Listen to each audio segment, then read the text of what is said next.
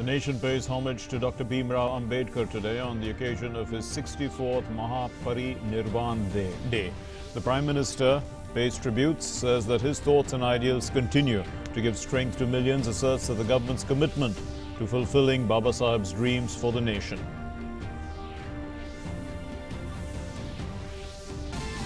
Government holds a fifth round of talks with farmers. Agriculture Minister Narendra Singh Tomar reassures the farmers that minimum support price shall remain. Says no change to the agriculture committees. Next round of talks to be held on the 9th of December in New Delhi.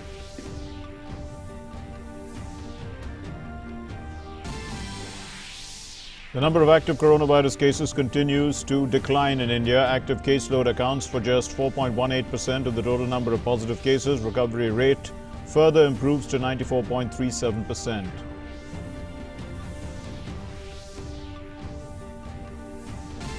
And India to take on Australia in the second encounter of the three-match T20 series in Sydney today. The men in blue will be looking forward to extending their winning streak and seal the series.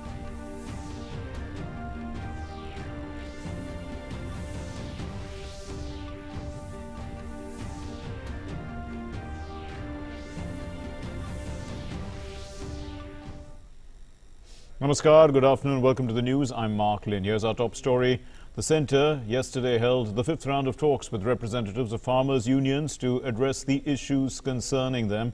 This happened at the Vigyan Bhavan in New Delhi, and talking to reporters after that meeting, the Agriculture Minister came forward and said that the farmers have been reassured, the unions have been reassured that the system of minimum support price will continue and there's no threat to that. He also said that it's baseless to create doubts about this. The round of talks, that's the sixth round, will be taking place on the 9th of December. Meanwhile, the farmers, their protest has affected traffic on the roads connecting to Delhi and other adjoining areas. So traffic snarls have become quite routine now since the farmers have gathered at the Delhi border for about 10 days.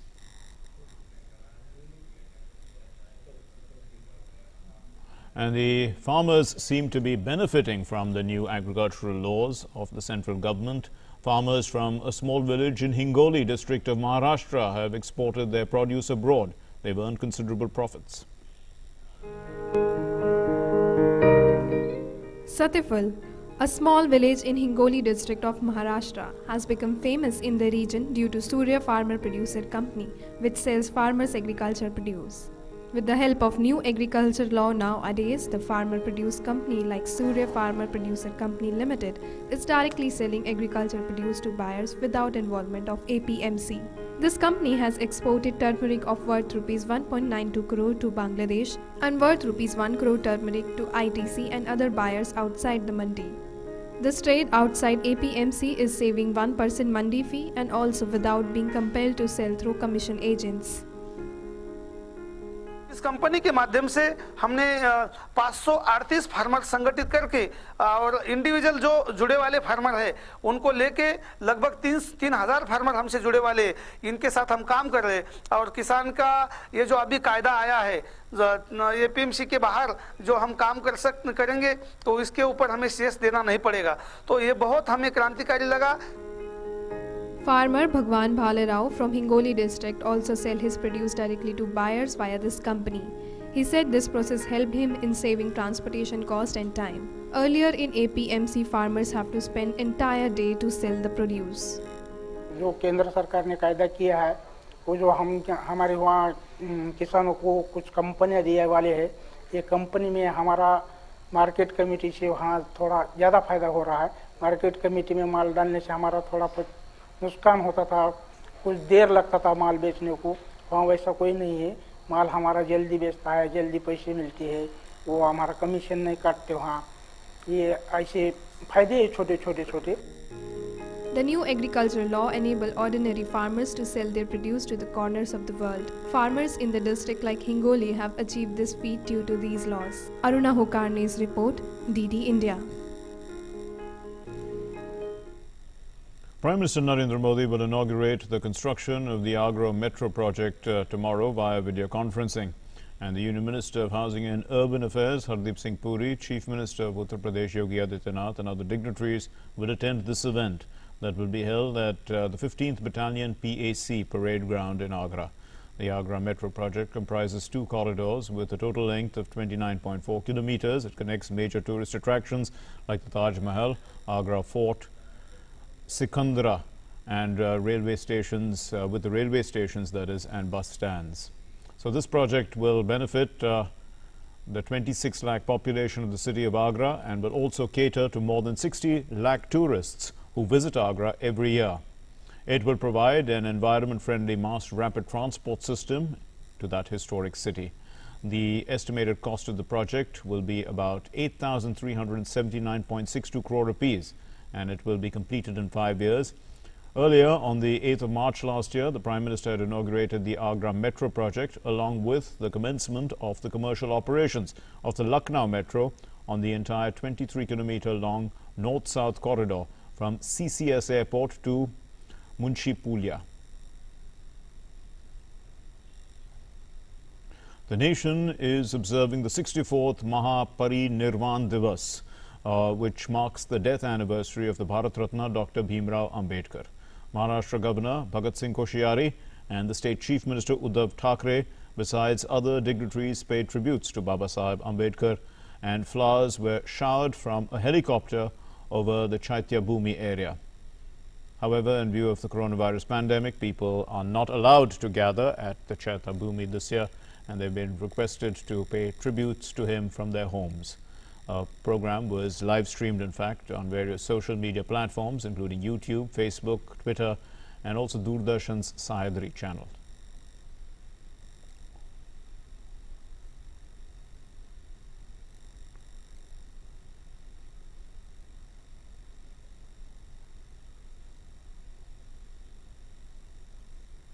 And President Ramnath Kovind has paid tributes to Dr. B.R. Ambedkar. In a tweet, he said, and I quote, "Dr. Ambedkar was a great architect of our Constitution who strived for a society and governance based on the tenets of equality and justice. Dr. Ambedkar's thought guided the law and order, finance, and the overall development of the country. I urge every citizen to pledge to realize the dreams of economic and social justice, equality of opportunity, and fraternity, following the constitutionally agreed paths as agreed by Dr. Ambedkar."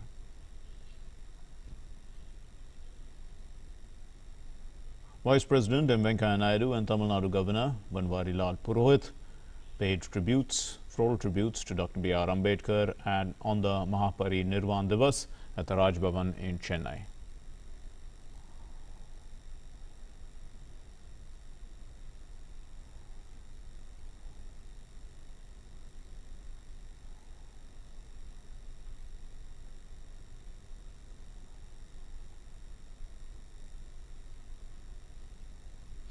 Prime Minister Narendra Modi also today remembered the great Dr. Babasaheb Ambedkar on the Mahaparinirvan Diwas.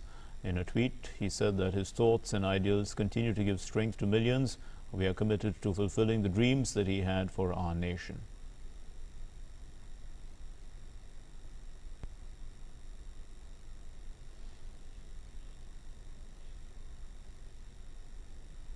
The former Chief Minister of Maharashtra and senior BJP leader Devendra Fadnavis visited Chaitya Bhumi on the occasion of the Mahaparinirvan Diwas. He paid floral tributes to Dr. B.R. Ambedkar.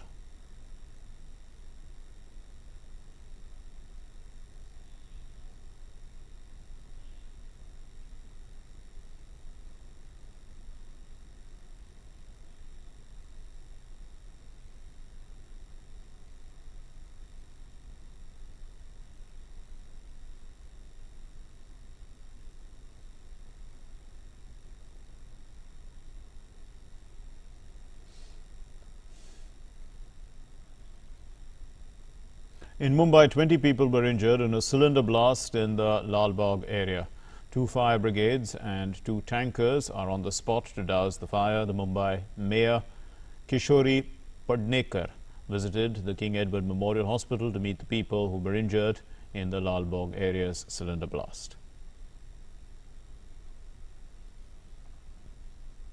The central team is in Chennai. The 8-member team has been sent by the central government. They will be inspecting the post-cyclone devastation caused by the cyclone Nivar in the state. This team will also review flood-affected areas. The very severe cyclonic storm Nibar had hit Tamil Nadu, Andhra Pradesh and Puducherry earlier in late November, and the cyclone had struck the states and the Union Territory with heavy rainfall causing floods.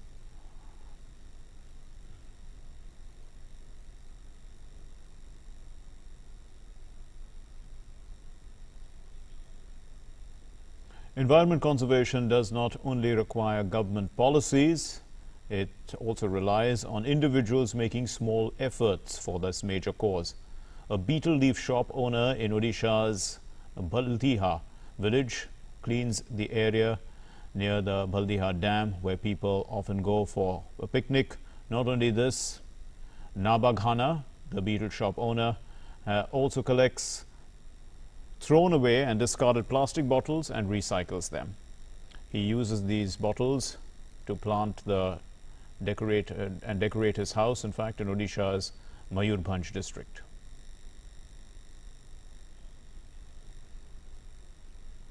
With the onset of winter, migratory birds have started arriving in Lucknow.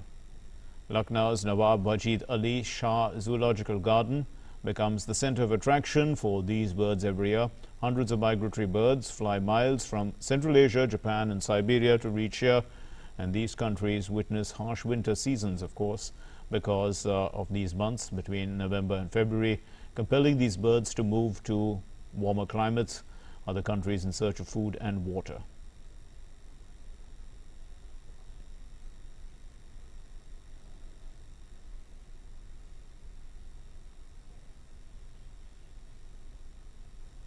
Let's now take a look at the update on COVID-19 from across the country. So 41,970 recoveries were recorded yesterday, taking the cumulative total of recovered patients to 91,792,000, and with this the recovery rate stands at 94.37%. India's three-pronged strategy is test, trace and treat. It's proving to be a success. The fatality rate has dropped to 1.45%, with 1,40,182 deaths recorded so far. The number of active COVID-19 cases in India stands at 4,03,248. This is 4.18% of the total cases reported thus far. According to the Indian Council of Medical Research, the total number of samples tested up to the 3rd of December is 14 crore 69 lakh 86,575, and of this 11 lakh 1,063 samples were tested yesterday. So let's take a look now at the updates on COVID-19 from across the world.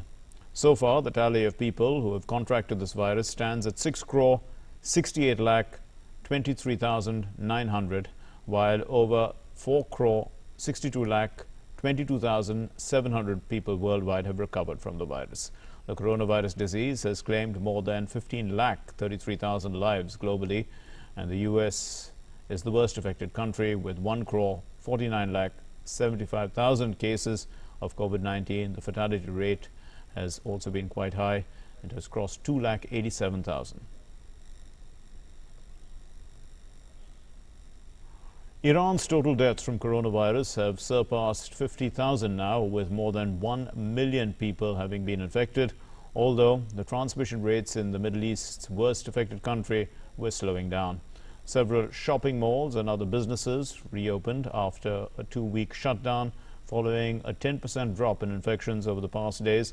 Iran's President Hassan Rouhani has warned that Tehran was teetering towards the red border and could return to a higher risk level within a week or two if appropriate health protocols are not observed. And thousands of Israelis protested against Prime Minister Benjamin Netanyahu in Jerusalem over his alleged corruption and his government's handling of the COVID-19 pandemic. Israel's police have detained the 5 suspects for blocking nearby roads. The protests built up over the summer as COVID-19 cases spiked and were held at a regular weekly basis. Well, demonstrations were halted during the second national lockdown, which lasted a month, but they resumed after Israel eased the restrictions. It has over 3,44,000 cases of the viral disease, with more than 2,900 fatalities.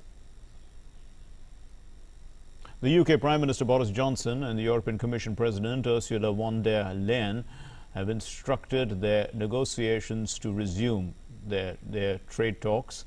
That's going to happen today. And this decision to revive the long-running talks after they were stalled on Friday over 3 issues. So the joint statement of both the leaders expressed concern over the fishing rights and fair competition rule. However, both sides are hoping to secure a deal governing almost $1 trillion of trade a year. The UK left the EU on the 31st of January, but it remains under EU trading rules until the end of the year. And the two sides have been holding talks since March this is an attempt, in fact, to secure a deal before the end of the transition period. The Lebanese village of Fanar is now covered under a blanket of snow as the region witnessed a massive hailstorm. The capital Beirut and its suburbs experienced gusty winds, and they also saw heavy hail that resulted in flooding in some areas. Cars were seen sliding in water, while roads have been blocked, causing traffic jams.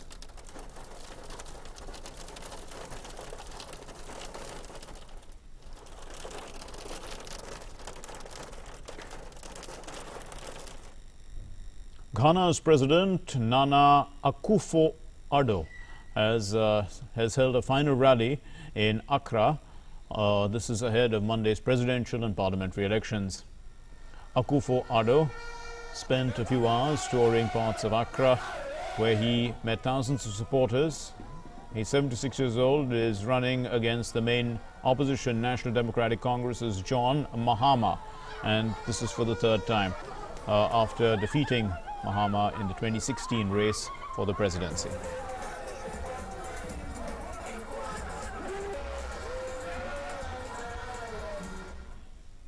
As Christmas festivities have kick-started across the world ahead of the festival, Santa in Rio de Janeiro made a unique arrival, trading in the chimney, ziplining down the city's iconic Sugarloaf Mountain.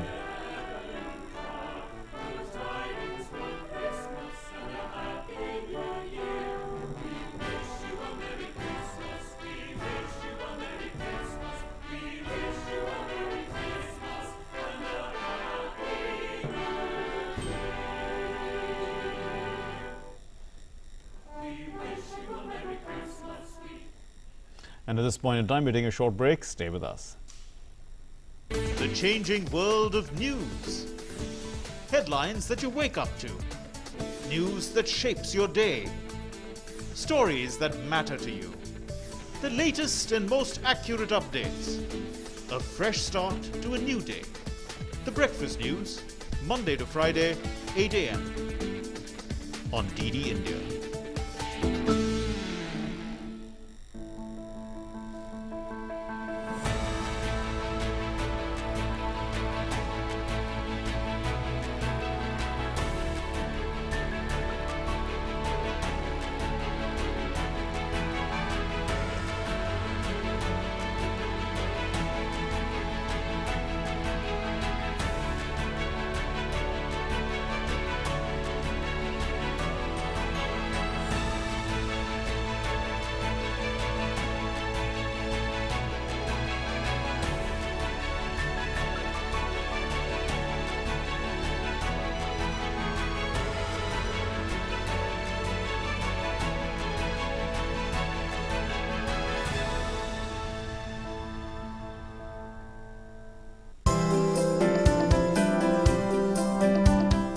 Doctor Sindhutai Sapkal, आपने अनाथ बच्चों के लिए पूरे महाराष्ट्र में 5 बड़े गृह स्थापित किए हैं। अपने जीवन के अंधकार से हार ना मानने वाली। मेरे पास कुछ नहीं था इसलिए मैं कर सकती, मेरे पास कुछ होता तो मैं कुछ नहीं करती, खाली थी ना, मरने वाले के लिए मैं जीना सकती। अनाथ बच्चों के जीवन में उजियारा फैलाने वाली। अनाथ मत कहना और मना अनाथ करके मत संभालो, क्योंकि जिसका कोई नहीं उसकी मैं माँ बनने वाली है। समाज सेवा का अनुपम उदाहरण प्रस्तुत करने वाली। बच्चे संभाल रहे इसीलिए मैं जिंदगी हो रही, मैं अकेले क्या करती बेटा, मैंने उसके लिए किया, वो अभी बड़े हो गए। सबसे बड़ी खुशी ये है कि मेरे ससुराल वाले ने मेरा सत्कार किया और मेरे सत्कार में मेरे पति रो रहे थे बेटा। सिंधुताई सबकाल के जीवन संघर्ष की कहानी देखिए कार्यक्रम तेजस्विनी में।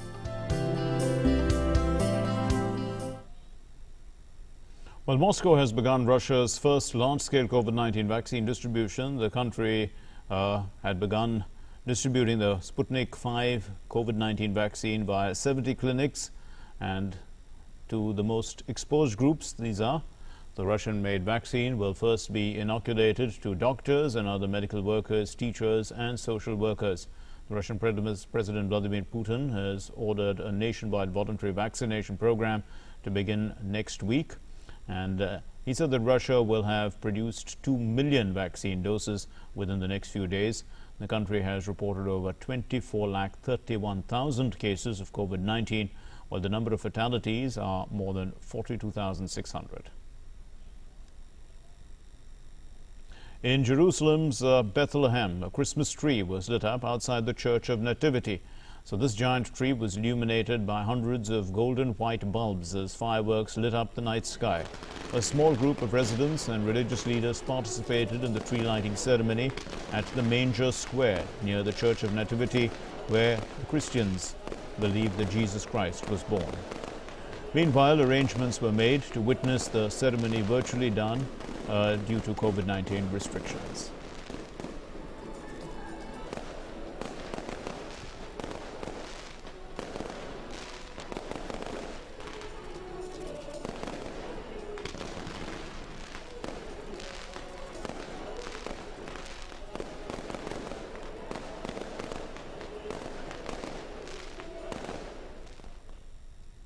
And in the city of Sao Paulo in Brazil, the Lumina Festival is bringing the spark of the season to locals who were otherwise stuck at home because of the pandemic. Organizers installed elaborate Christmas decorations and glittering lights that can be viewed from the safety of a private car. Take a look.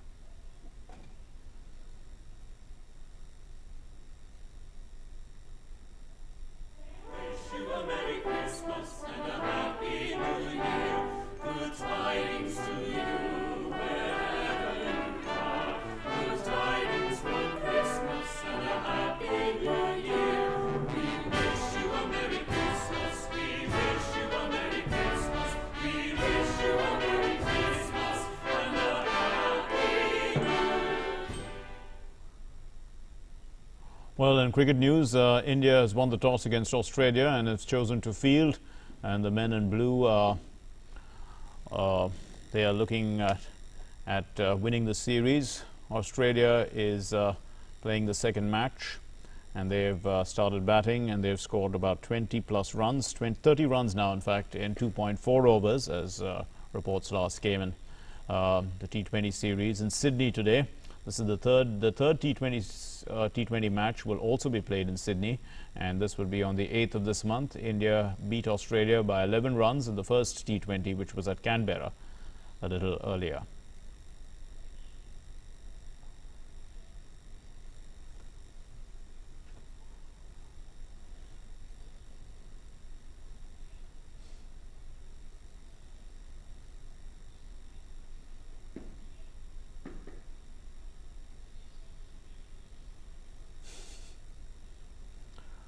Well, and in the city of Sao Paulo in Brazil, the Lumina Festival is bringing a spark to the season. Locals who are otherwise stuck at home during the pandemic, the organizers have installed elaborate Christmas decorations and glittering lights, and it can be viewed from the safety of a private car. Take a look at this.